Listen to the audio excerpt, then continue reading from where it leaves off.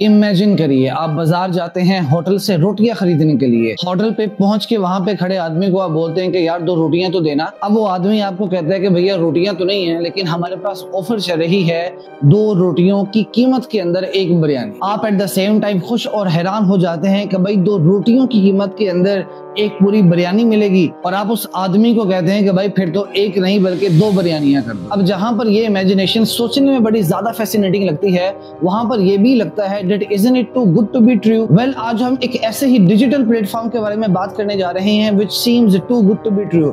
और इस प्लेटफॉर्म ने भी हजारों लोगों को बड़े बड़े ख्वाब दिखाए।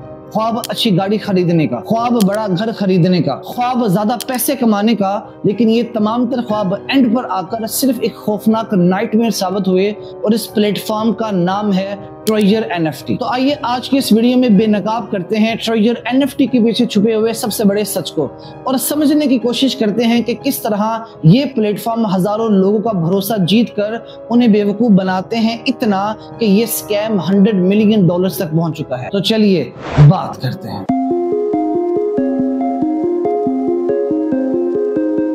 आजकल हमें इंटरनेट के ऊपर NFT का काफी ज्यादा शोर नजर आता है। तो इससे पहले कि हम ये समझ सकें कि ये ट्रेजर NFT का स्कैम है क्या, आइए समझते हैं कि एक्चुअल में ये NFT होता क्या है। NFT यानी नॉन फंजिबल टोकन्स ऐसे यूनिक डिजिटल एसेट्स होते हैं जिन्हें ब्लॉकचेन के ऊपर स्टोर किया जाता है और लोग इनकी खरीदो फरोख्त से फायदा उठाते हैं। इसको रियल लाइफ एग्जांपल के साथ एसोसिएट करते हैं मजीद आसान करने के लिए। हमारे पास तजारत का एक सादा सा कानून है कि जब भी हमने कोई चीज खरीदनी है तो हम थोड़ा सा नफा रखकर उस चीज को आगे बेच देते हैं। मैंने एक मेज खरीदा और मैंने जब उसको आगे बेचा तो मैंने उसको खरीदी हुई कीमत से ज्यादा कीमत पे बेचा, और वो जो ऊपर वाली अमाउंट होगी वो मेरा नफा होगा। और ये तजारत का असूल है जो कि हम फिजिकली चीजों को खरीदने और बेचने के अंदर इस्तेमाल करते हैं। अब आसान लफ्जों में समझिए कि ये जो NFTs होती हैं इनकी कोई फिजिकल एग्जिस्टेंस नहीं होती, यानी ये सिर्फ डिजिटली यानी इंटरनेट के ऊपर या स्क्रीन के ऊपर ये चीज एग्जिस्ट कर रही होती है। ये कोई भी चीज हो सकती है, कोई पेंटिंग हो सकती है, कोई तस्वीर हो सकती है, कोई म्यूजिक फाइल हो सकती है, कोई वीडियो फाइल हो सकती है, या फिर वीडियो गेम हो सकती है, यानी ऐसी चीज जो कि फिजिकली एग्जिस्ट ना करे बट डिजिटली यानी स्क्रीन के ऊपर हम इसको देख सकते हैं और इसको पसंद या नापसंद कर सकते हैं। यानी नॉर्मली जो फिजिकल तजारत के अंदर तरीकाकार हुआ करता था कि आप एक चीज को बेच रहे हैं और उससे नफा कमा रहे हैं, NFTs के अंदर ये सारी की सारी चीजें डिजिटली ट्रांसफर हो जाती हैं। यानी कि अब आप पेंटिंग ऐसी बेच रहे हैं जो कि एग्जिस्ट करती है सिर्फ डिजिटली, और अगर कोई बायर उसको खरीद रहा है तो वो ऐसी पेंटिंग खरीद रहा है जो कि एग्जिस्ट करती है सिर्फ डिजिटली। अब किसी भी नॉर्मल कारोबार की तरह जब आप किसी चीज को बेचते हैं या खरीदते हैं, यानी आपके कारोबार के अंदर कोई चीज आती है या जाती है तो आप उसको नोट डाउन करते हैं किसी चीज के ऊपर। कोई किताबचा हो सकता है, कोई लेजर हो सकता है। लेट्स से अगर आपका गाड़ियों का शोरूम है तो आप जिसको गाड़ी बेचेंगे, जिसके नाम पे रजिस्टर करेंगे, आप उसको नोट डाउन करेंगे अपने किसी किताबचे के अंदर या किसी भी लेजर के अंदर, ताकि आप रिकॉर्ड रख सकें कि मैंने ये चीज किसको दी या ये चीज किसकी मलकियत में है। इसी तरह NFTs के अंदर ये सारी की सारी डिटेल कि एक NFT की ओनरशिप किसके पास है, कौन उसको बेच रहा है, कौन उसको खरीद रहा है, ये सारी की सारी डिटेल स्टोर की जाती है ब्लॉकचेन के ऊपर। यानी आपके पास अगर एक पेंटिंग है और आपने उसको बेचा किसी A नामी कस्टमर को, तो ये डिटेल कि आपने उस A नामी कस्टमर को वो पेंटिंग बेच दी, इसकी डिटेल ब्लॉकचेन के ऊपर स्टोर रहेगी, और जैसे जैसे वो चीज बिकती जाएगी उसकी जो ऑनरशिप है वो भी ट्रांसफर होती जाएगी। अब NFTs के अंदर लोग क्या करते हैं कि उन्होंने एक NFT को खरीदा, डिफरेंट NFTs की मार्केट प्लेस के अंदर उसको प्लेस किया बेचने के लिए, जहां पर उनको कीमत ज्यादा लगी वहां पे उन्होंने बेच दिया। यानी NFTs भी आम कारोबार की तरह डिमांड एंड सप्लाई की बुनियाद पे चलती है। अगर आपकी NFT की डिमांड ज्यादा है तो इस बात की पॉसिबिलिटी है कि आप ज्यादा प्रॉफिट कमाएंगे, मगर अगर आपकी NFT की डिमांड कम हो जाती है तो जाहिर आपको नुकसान उठाना पड़ेगा उसको बेचते वक्त। OpenSea is one of the websites के जिन्हें दुनिया के अंदर NFTs की सबसे बड़ी मार्केट समझा जाता है, जहां पे आर्ट, म्यूजिक या कलेक्टिबल्स को लेकर NFTs को बेचा या खरीदा जाने का काम किया जाता है। आपको याद होगा जब जैक डोर्से ने अपने पहले ट्वीट को NFT की शक्ल के अंदर 2021 में शॉकिंगली 2.9 मिलियन डॉलर्स के अंदर बेचा। अब जब NFTs को बेचने और खरीदने का ट्रेंड आम हुआ तो ट्रेजर NFT जैसा प्लेटफॉर्म सामने आया और उसने ये कहा कि भाई लोग देखो, NFTs को बेचना, खरीदना और इसमें से प्रॉफिट जनरेट करना is a complicated task and it requires technical knowledge. बजाय इसके कि आप खुद NFTs को बेचें, खरीदें और उसमें से प्रॉफिट या लॉस जनरेट करें, बेहतर ये है कि आप लोग मुझे अपनी इन्वेस्टमेंट दें, मैं आपकी बिहाफ के ऊपर NFTs को ट्रेड करूंगा और उससे आपको प्रॉफिट जनरेट करके दिखाऊंगा, क्योंकि मैं एक AI ड्रिवन NFT प्लेटफॉर्म हूं जो कि आर्टिफिशियल इंटेलिजेंस के जरिए और अपनी एल्गोरिथमिक ट्रेडिंग के जरिए NFTs की कीमतों को मैनेज कर सकता है और इन्वेस्टर्स के लिए प्रॉफिट जनरेट कर सकता है। यानी जहां पे रियल NFTs को आपको खुद बेचना या खरीदना पड़ता है, जिसके अंदर प्रॉफिट या लॉस दोनों की पॉसिबिलिटी होती है, वहां पर ट्रेजर NFT ने इन्वेस्टर्स को ये यकीन दिलाया that there is no possibility of loss और उनको रोजाना की बुनियाद के ऊपर 4.3 से लेकर 6.8 तक का रिटर्न का वादा किया और अपनी टोटल इन्वेस्टमेंट के ऊपर मंथली 30% तक की प्रॉफिट का यकीन दिलाया। तो फिर क्या ही होना था, हम जैसे लोग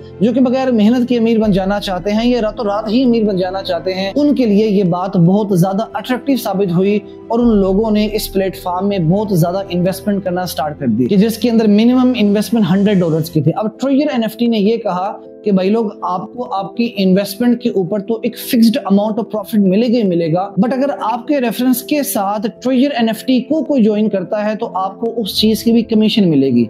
यानी एट द सेम टाइम आप अपनी इन्वेस्टमेंट की अमाउंट से कमा रहे हैं और अगर आपके रेफरेंस से कोई मेंबर आपकी डाउन लाइन के अंदर आता है तो आपको उसका भी कमीशन मिलेगा। तो बस फिर खुद तो डूबेंगे सनम, तुझे भी साथ ले जाएंगे वाला हिसाब हुआ और एक के बाद दूसरा, दूसरे के बाद तीसरा, तीसरे के बाद चौथा, लोग इसके अंदर आते गए और दलदल के अंदर फंसते चले गए। और अब सूरत हाल ये है कि अप्रैल 5, 2025 को विड्रॉल को सस्पेंड कर दिया गया है और ये कब खुलेगा किसी को कोई पता नहीं। अब सबसे ज्यादा इंपॉर्टेंट सवाल कि क्या ट्रेजर NFT से लोगों ने पैसे कमाए हैं, तो जवाब है हाँ। क्या ट्रेजर NFT से लोग फ्यूचर में पैसे कमा सकते हैं? जवाब है पॉसिबली हाँ। तो क्या ट्रेजर NFT एक स्कैम है? जवाब है 100% हाँ। There are 3 मेन रीजन की जिसकी बुनियाद पर I'd say that treasure NFT is a red flag। और इन 3 रीजंस को समझने के बाद आपको खुद भी यकीन आ जाएगा कि ये कंपनी आज नहीं तो कल लाजमी तौर पे भागेगी। जिनमें से पहले नंबर पे आता है that this is an MLM based company। MLM यानी मल्टी लेवल मार्केटिंग कंपनी। एक ऐसी कंपनी को बोलते हैं कि जिसके अंदर प्रॉफिट, ये जो कैश फ्लो होता है वो उस कंपनी की किसी प्रोडक्ट को सेल करने की वजह से नहीं होता, बल्कि इस कंपनी के अंदर कैश फ्लो या प्रॉफिट जनरेट होता है मैक्सिमम लोगों को इस कंपनी के अंदर रिक्रूट करके। यानी इस कंपनी को पहले आपने खुद ज्वाइन किया और आपने अपने रेफरेंस से अपनी डाउन लाइन के अंदर मैक्सिमम लोगों को ज्वाइन करवाया, जिसकी वजह से आपको उसका कमीशन मिलेगा। अब MLM के अंदर यही निजाम चलता है कि जब तक डाउन लाइन के अंदर लोग ज्वाइन करते रहते हैं, कंपनी के अंदर कैश फ्लो जारी रहता है। आप जितना ज्यादा इस MLM ट्री के अंदर ऊपर होते हैं, आपकी प्रॉफिट उतनी ही ज्यादा होती है और इस MLM ट्री के अंदर जितना ज्यादा आप नीचे होते हैं, आपकी प्रॉफिट उतनी ही ज्यादा कम होती है। MLM बेस्ड कंपनी के अंदर कैश फ्लो तब तक ही रहता है जब तक नए नए लोग उस कंपनी को ज्वाइन करते रहे। जब लोगों ने ज्वाइन करना बंद किया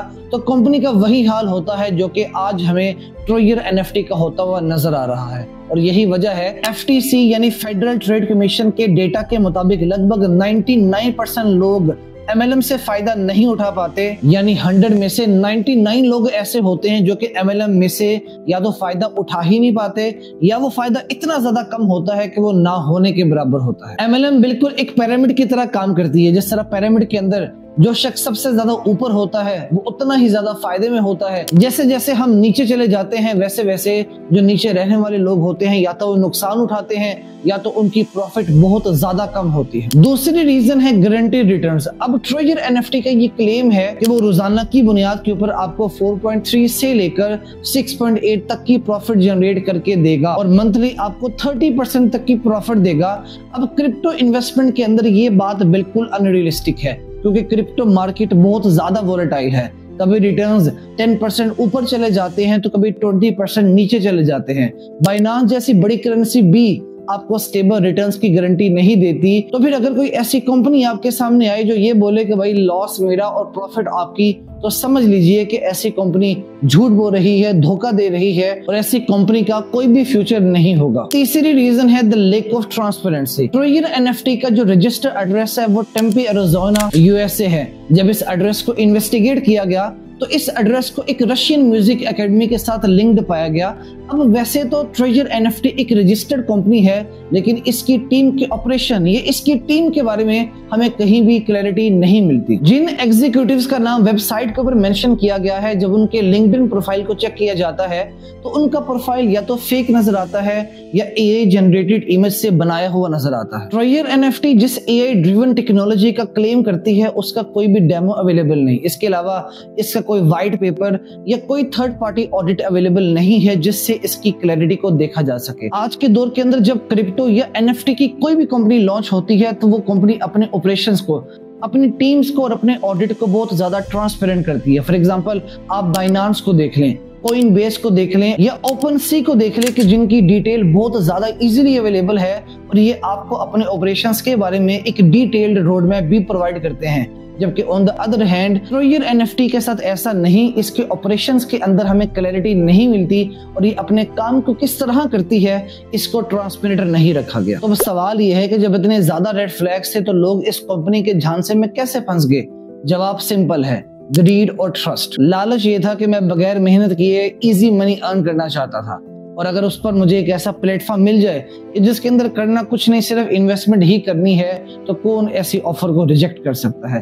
ट्रस्ट ये था कि अगर मेरा कोई रिश्तेदार इन्वेस्टमेंट कर रहा है और वो इन्वेस्टमेंट के बाद कमा रहा है तो मैं क्यों नहीं कमा सकता? या मेरे किसी दोस्त ने इन्वेस्टमेंट की और उसको अगर प्रॉफिट मिल रही है तो वो प्रॉफिट मैं भी जनरेट कर ही सकता हूं ट्रोजर एनएफटी के अंदर इन्वेस्ट करके। लेकिन मसला तब बनता है जब इस तरह के प्लेटफॉर्म्स के अंदर नया पैसा आना बंद हो जाता है। तो जब नया पैसा आना बंद हो जाता है, लोग आना बंद हो जाते हैं, तो नए और पुराने दोनों लोग अपनी इन्वेस्टमेंट को लेके डिस्टर्ब हो जाते हैं और उनके पैसे मुकम्मल तौर पे डूब जाते हैं। अब अगर हम सोल्यूशन की बात करें तो सबसे पहले हमें अपनी फाइनेंशियल लिटरेसी के ऊपर वर्क करना पड़ेगा। फाइनेंशियल डिसीजंस को लेने से पहले फाइनेंशियल नॉलेज जरूर हासिल करना पड़ेगा।